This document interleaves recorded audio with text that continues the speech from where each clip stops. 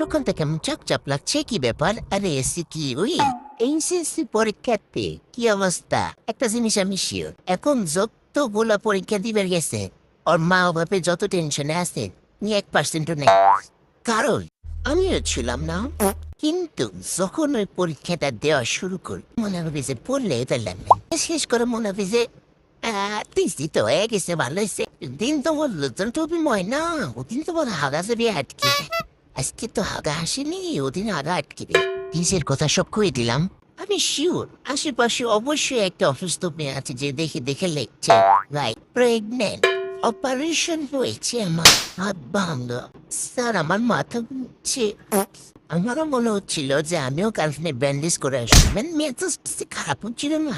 নিজের কথা কি বলবো, মানে সিরিয়াসনেস আনতে আনতে আমার পরীক্ষায় শেষ হয়ে গেছি। তারপরেও একটা বার নিজে পরীক্ষা খারাপ দিছি।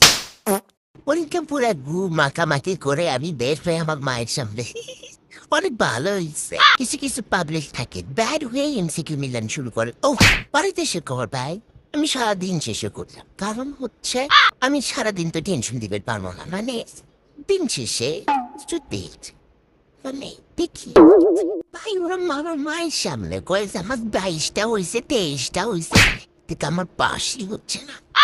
আমার তো বারান্দায় সিট পড়ছিল, তো মাঝে বাইচে গেছে এটাই অনেক। আজকে যত সিরিয়াস আছি মনে, কাল তাও থাকবি না।